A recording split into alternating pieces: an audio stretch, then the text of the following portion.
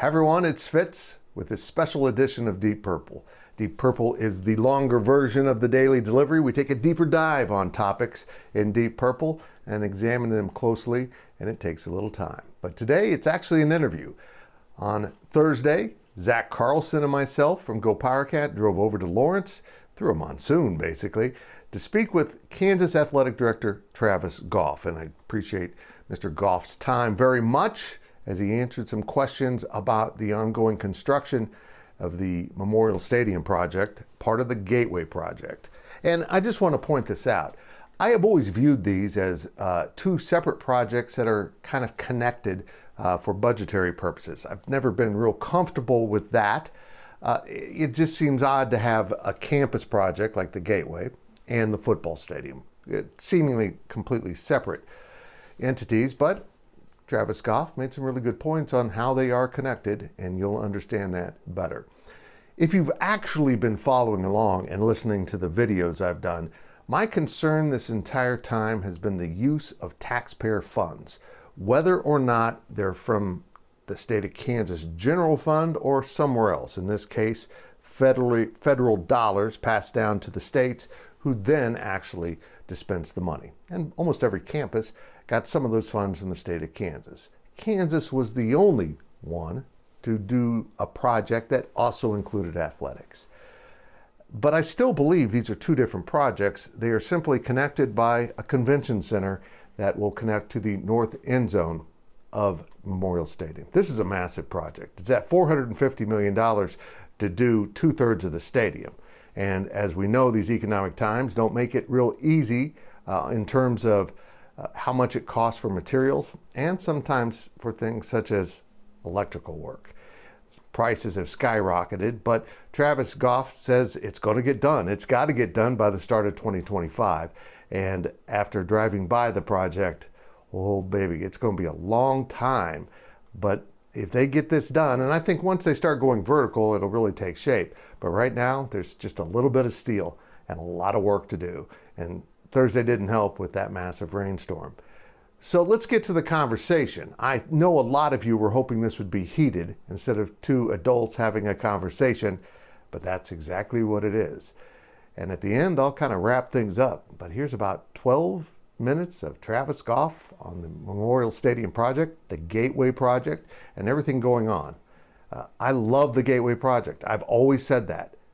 And it's pretty cool. And he kind of was a little bit more forthcoming about maybe that project, phase 2, will get going in the near future, but we will see. Here's Travis Goff. Well, Travis, thank you very much for doing this. I appreciate it. Kind of weird that the K-State guy gets to do this, but I'm all in. First of all, I want to say that this stadium project the can's been kicked down the road so far. You inherited a rusty, beaten can, and you got to do it. The stadium's in that spot, and then on top of that, great economy to pick. Yeah, right. All those things are lining up well. First of all, how's construction going, or deconstruction first? Yeah. It's going well. I just took a swing by. We've got real steel being raised. You can almost start to see a west kind of structure taking shape over there. And then, of course, they've been working inside Anderson Family Football Complex for more than a handful of weeks of late, and you're starting to see that take some shape. So they're making great headway. Weather's cooperated well. They're running double shifts and getting at it on a really ambitious timeline. It is ambitious. Do you think you're going to make it? We know we're going to make it. Okay, good. There's no choice in the matter. August 2025, and just to clarify, Tim, I think for the audience is what is phase 1? Mm-hmm. Southwest corner is Anderson Family Football Complex, complete renovation, addition of 20 to 25,000 square foot. Wow. That'll integrate into the new west side. So then your new west side, your lower and your upper bowl with 3 layers of premium in there.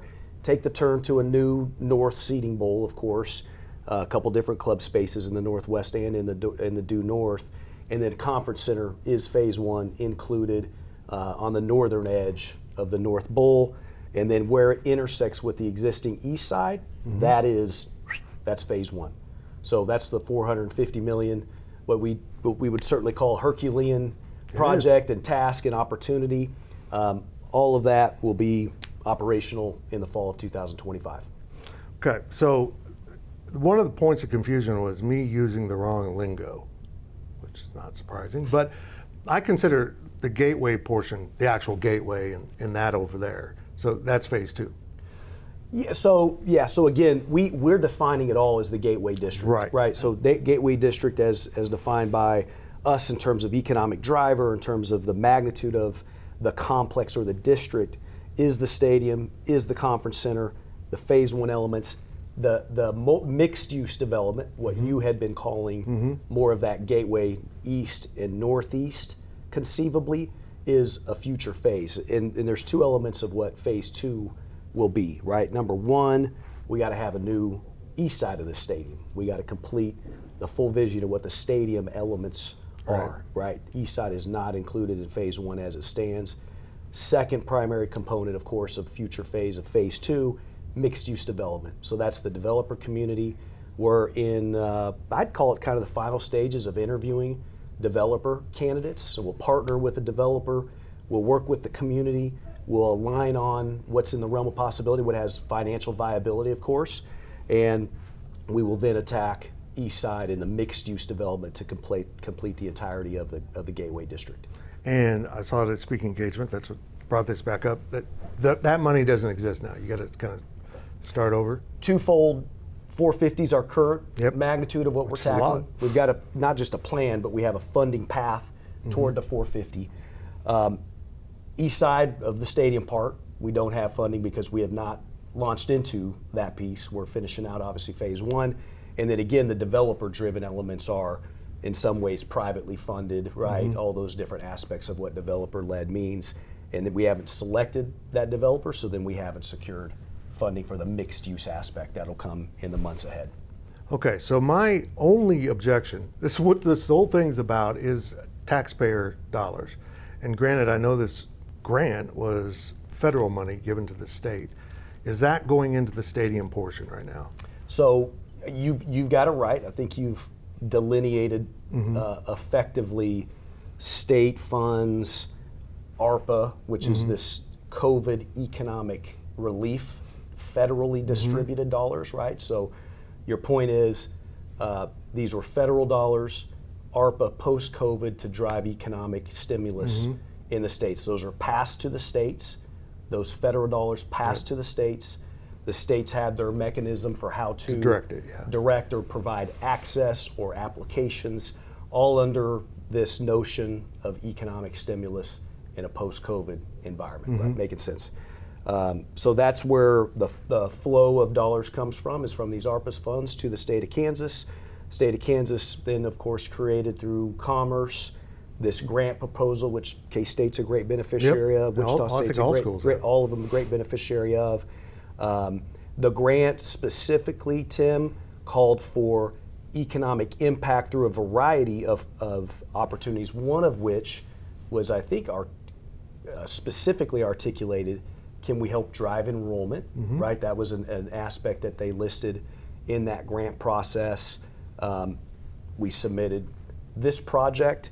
At the core of accessing those dollars is the notion that we have a conference center that's got a chance to drive 200, 250 plus days of year of new activity in the city of Lawrence.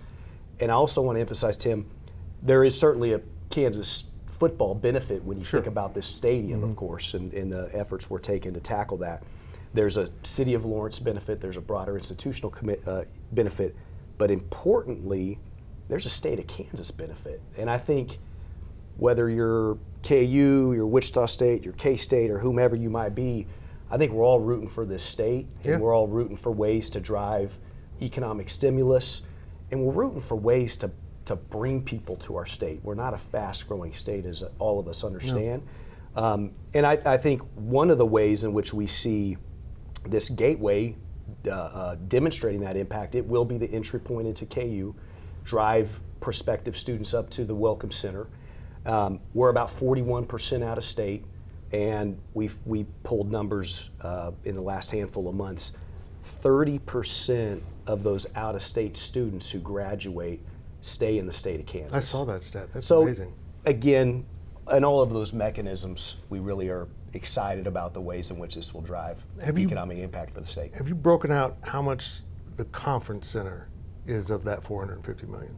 We have, here's the thing. You've got the complexities of a $450 million project. Yes. And this is not avoiding the question that I know you're trying to get at. The conference center has infrastructure elements that you'd have to tap into, certainly. It has a significant kitchen. Obviously, you've got to have a really robust kitchen operation.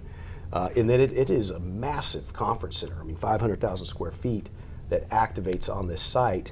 And at the end of the day, we don't have much hesitation that is a 50 million or a 47 million or a 54 million or whatever the number might exist. Our contractor and subs have a difficult time line iteming exactly and precisely. But I would just also add a layer, multi-use, far beyond conference center, absolutely. right? Again, just the stadium elements, when you think about having a chance to have year-round events. We'll have a dining facility, a dining club, so to speak, that will be operational year-round within elements of the stadium. You see that at other venues. Baylor has a version of that, and so on and so forth. So we think this is, in a lot of ways, the poster child of this notion of tapping into the ARPA dollars that were available and certainly stimulating economy for Lawrence and the state. Okay. Now, that $50 million grant had to be backstopped with $150 million. One of the questions I've gotten from people was the KU Foundation or Endowment contributing that $150, or is that just parking it and it'll be replaced? Solely backstopping. Right. So pretty common, business in higher ed, where whether it be the foundation, in our case KU Endowment, to serve as that backstop, as the safety net, so to speak. No dollars direct from KU Endowment to the project to replace the fundraising obligation. Yeah, that's a big question I've got. And this is a very clear answer. And importantly, we've far surpassed the $150 million fundraising mark on this project. Trend lines right toward the $200 million mark, we think, in the months ahead. So we've already exceeded the commitments that were required. Endowment is simply a backstop mechanism. Did this project basically need Lance Leipold to light the fire? Because he's lit the fire. I get that question a lot. I think without the football momentum, trajectory, success, and excitement, we would not probably be able to tackle a project of this magnitude. I think we all recognize, and long have recognized at our institution, and Chancellor Girard and athletics leadership, we have to figure out how to get this stadium in a place where fans can have a great experience, where it can really be a revenue-driving asset for the institution and for athletics and for the economy, for the community, so to speak. But I think the short answer to this magnitude and with this short a time frame probably can't be done if we don't have the energy we have with Coach Leipold and the football program. And it's notable. Yeah. I mean, just talking to fans that used to never talk about football, even when it was kind of good. Right.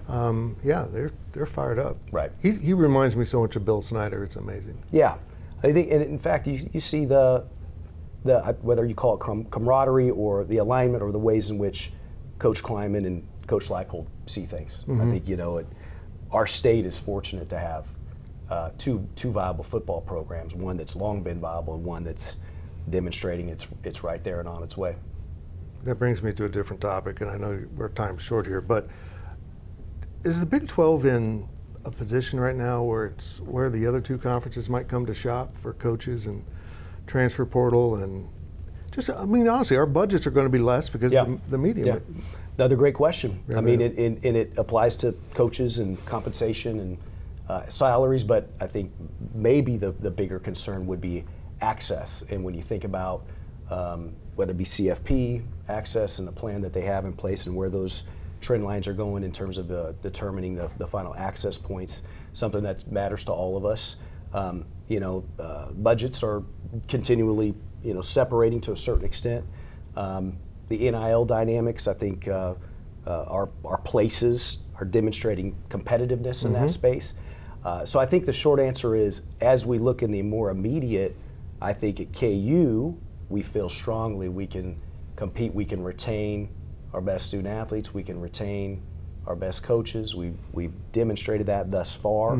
I don't know that it gets easier as you forecast out, and we'd probably be naive to say that either of those things gets easier or doesn't get more complicated. So Remains to be seen, but I think as we stand here today, we're confident and excited about how we can compete at the highest levels. One of the interesting things is I've noticed is coaches are turning down those jobs because exponentially the budget goes up, the NIL, sort of the headaches. Yeah. And coaches are just out of their element Yeah. in some ways right now. And I think we also have to remind ourselves that this is not a new dynamic, right? KU's budget has never been a Michigan budget or an Ohio State budget or a Alabama budget or a Florida budget, right? It's never been that. And Big 12 in general, when there was quote unquote less separation from Big 10 SEC and Big 12 ACC and Pac-12 has seldom demonstrated a financial direct competitiveness with those leagues. But yet, what do we find? Yeah. We have long found and we continue to find that our places can compete at the highest level. We can aspire for championships, and I don't think there's any of us that think that change is out in front of us. No, I don't think the collective model is sustainable over the long term. I mean, at some point, no matter how wealthy you are, like, well, I've been given a lot of money and the players haven't been playing that much. Right. I see a lot of fatigue. Yep. Well, this has been so blown out of proportion. One, the stadium absolutely needed this, and two, I love the gateway portion of that. Right. I think it's really cool. So I've had no problem with money going to that, and certainly the conference center's now in this model. I'm satisfied. Yeah. Well, honestly, Tim, I think half the battle in life is getting together and clarifying information or educating when we all have opportunities to learn from each other. So we appreciate you digging in and the opportunity to sit down. Neither you nor I wasted any time. Let's go. Let's talk. Yeah, So, that's great. anyway, thanks for coming over. People thought it was going to be this. No, it wasn't going to be never, that. Never. So, We're all Kansans here. yeah, exactly. He's Dodge City. I'm Solano. That's right. There you Thank go. you for watching. I told you it'd be boring. It actually is pretty informative. And I hope KU fans learned a little bit more about their project. And I want to admit this. I didn't appreciate the scope of that convention center. And the big reason why is we all know how tight the quarters were between the back of the north end zone of the stadium as it existed to the street. And I didn't fully appreciate what removing the track will do. Because remember, KU had a track around that stadium for many, many years that then was covered up with field turf. Moving the stadium in all the way at the north end opens up a lot of space at that end of the stadium. And it also will really increase the view angles of everyone involved. And I don't think Kansas is going to mess around too long, at least on that remaining section of the stadium. I think as they get into this and everyone sees the stadium as is, the contrast between old and new will generate money. I think it'll work out fine. I appreciate Travis Goff for explaining that the use of those tax dollar monies are going really to the convention center right now. It basically covers the cost of that building. And the question was indeed answered. Did they replace the KU endowment money, $150 million that was used for backstopping the grant application? Yes, they did. It is all now back with the endowment if it ever moved, and KU fundraised over the top of it just as they promised. I'm at peace with this topic. It went on way too long, and honestly, some of you blew it way out of proportion. I only was worried about the use of taxpayer dollars for an athletic project, which is not illegal. There's nothing wrong with it. I just think those dollars should be paying for improvements on campus. And if a convention center brings more people to the Kansas campus, there we go. That's a success. I'll talk to you real soon.